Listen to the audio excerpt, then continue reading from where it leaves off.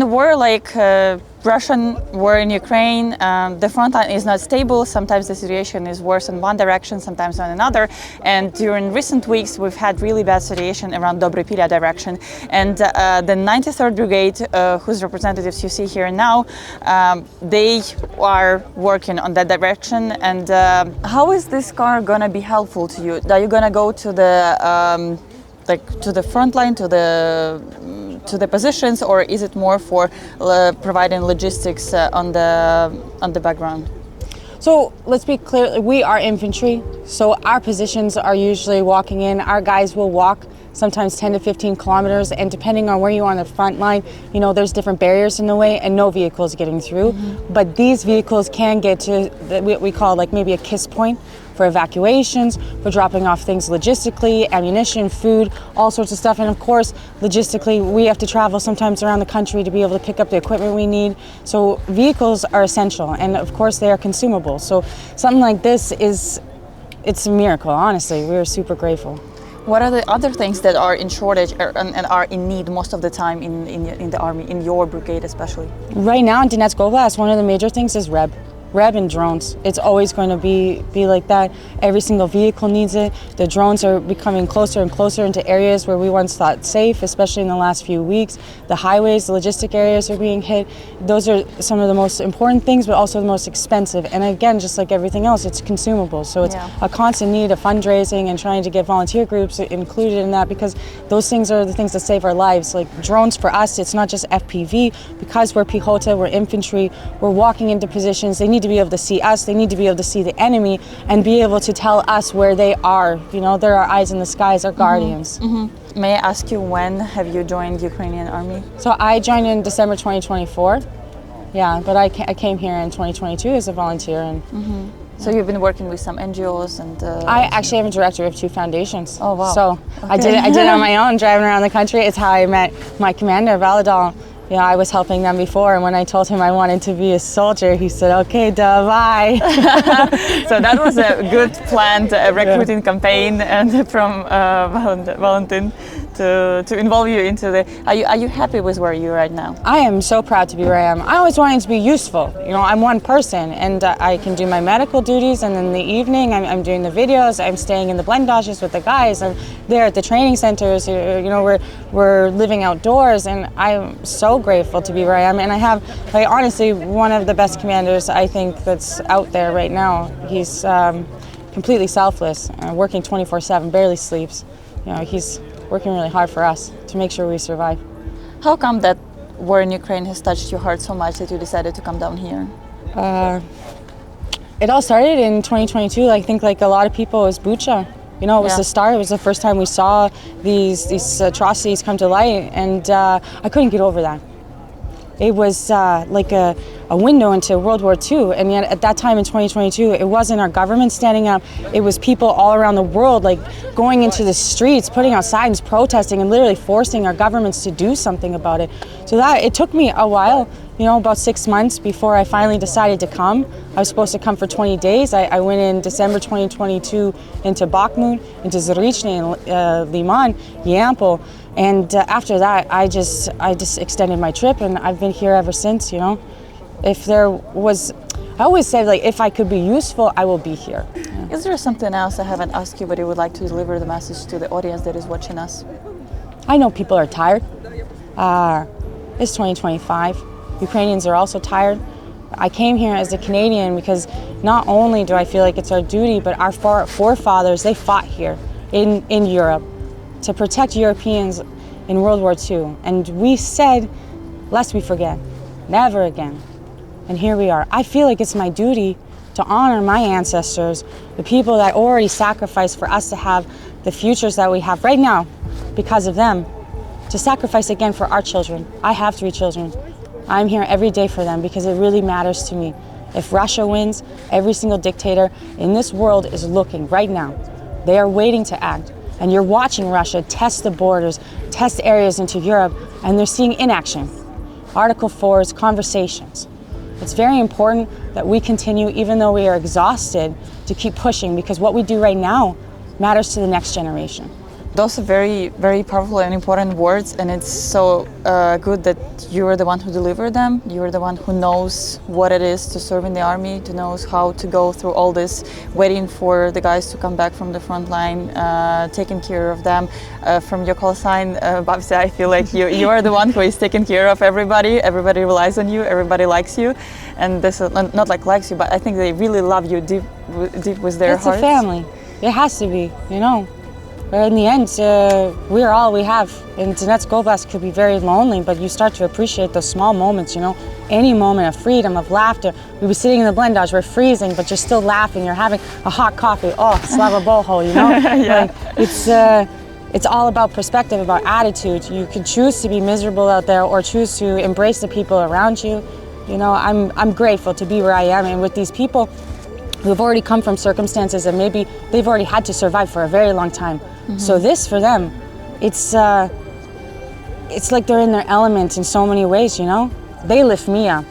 I'm just there to like help a little bit with logistics. But I'm grateful, and I'm grateful to my commander.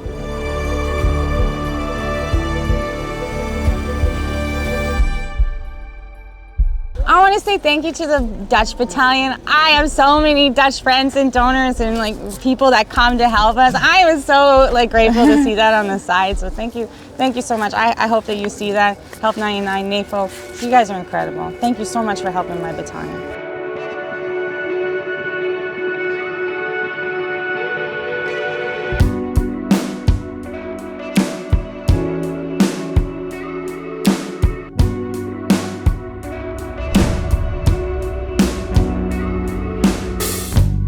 So guys, we have here amazing couple. So this is husband and wife. So this is Bohdan and Ivanka, and they came today for the truck. So I know that some people avoiding to be together on the work, but you're not just on the work, you're on the front line. Mm-hmm. So can you share, like, is it like advantage or disadvantage? Is there like some hidden stones under the water that we cannot see? So can you tell us more how it to work as a couple on the front line? We try not to argue at work. We try to act professionally, and first and foremost, we do our jobs. We can discuss any conflicts at home so that they don't interfere with our work. After all, there is an increased danger there. And if we also have to focus on relationships, it will be bad. But we are doing well. So, if there is some like conflict, if you can share with us, so is it like kind of like, hey, why you hit that target? I wanted this target. So is it like a challenge, or what's the source of the conflict? Sometimes we disagree with each other, but at work we still try to find a compromise quickly. And so far we've been successful. Because when such an imbalance begins, when we want to sort out some problems, the work becomes less effective. And the result is important to us. In the army, it always comes first. I know that now in army there's a lot of women, but still the question is like how easy being a woman in a heavy bomber unit. Is it there's some challenges or maybe advantages of it? So can you share us this experience, please? Actually, when we first transferred, I really wanted to switch to the heavy bombers right away, but they wouldn't let me. They said that I was a woman, it would be too difficult. I wouldn't be able to carry heavy loads. It was quite a challenge for me. I think it took about 6 months, but during that time I managed to get into the heavy bomber unit and prove that I could work and get results. What is like women can do better than men in this job? Women probably have more motivation to serve because they mostly join the army voluntarily. Women perceive everything that happens on the front line a little differently. So I think that women are actually almost always better soldiers, even though we're a minority. What do you think? I'm not saying this because my wife is standing next to me, but because I really see it. Women often have to fight against stereotypes that have developed in society and prove their competence. But I can judge by the woman I see in the army. The percentage of successful and unsuccessful soldiers among women is the same as among men. There are different nuances and everyone has them. But women are often underestimated. They have a cool head, especially my wife. She is very good at concentrating. She doesn't get distracted, she doesn't throw tantrums, she just does the job. Sometimes she is even more collected than I am. Because I am always more abrupt, I speak quickly, and as a result my wife does the same thing with less effort, with a calm tone and demeanor.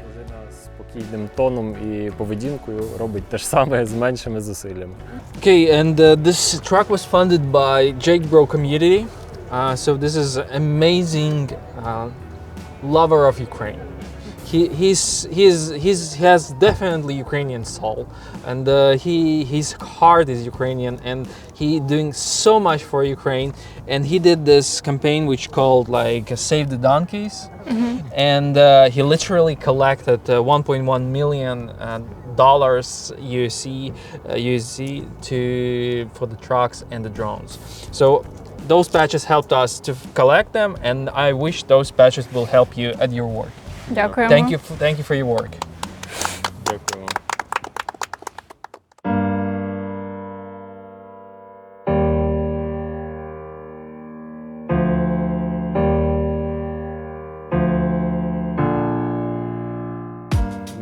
On behalf of my battalion, we would like to thank you, BROE, and your subscribers for your help.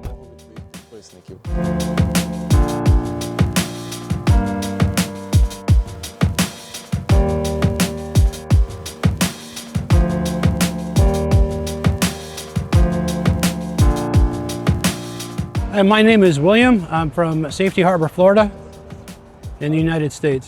As an American, I decided to come to the Ukraine and join with the truck convoy for a number of reasons. I was a Russian study major at the University of Michigan, undergraduate, and since the conflict began, I work at a company with many employees who came from Eastern Poland and from Central Ukraine. So I've experienced through them a lot of their suffering since the conflict started. And I feel like individually I need to do more, and that our government is doing much less than it can be doing right now. When we turn over the trucks to the soldiers, there's really no amount of thanks to really offer them. I mean, just gratitude. And I brought some, hopefully, gifts that will be acceptable to them.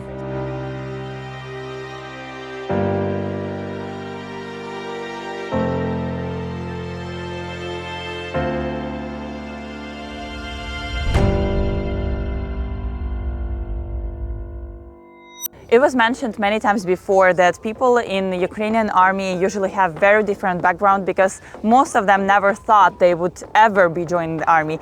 But Russian invasion changed their plans. And for example, Svetlana, that is standing right here next to me, used to be a photo model before joining our army. So Svetlana, can you tell us please, what was the reason for you to change your life so drastically?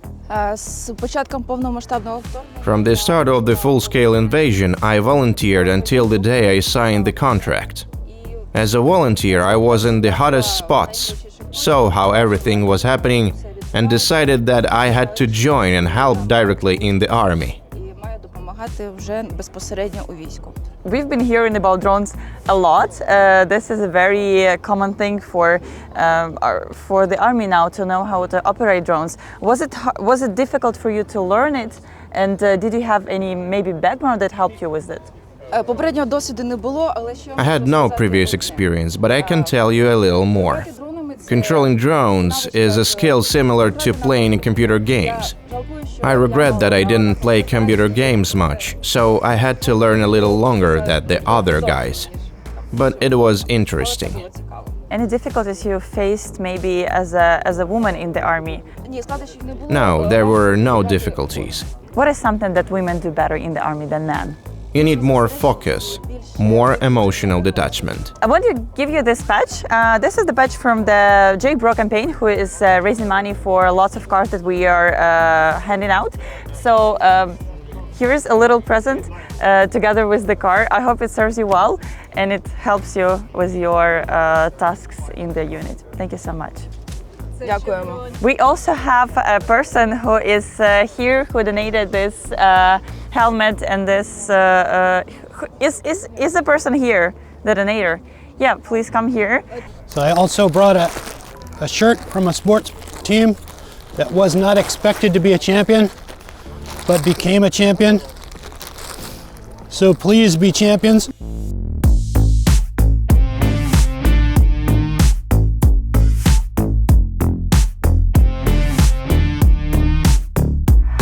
Thank you, BROE. Thank you, all of support of Ukraine. Thank you, everyone. Glory to Ukraine.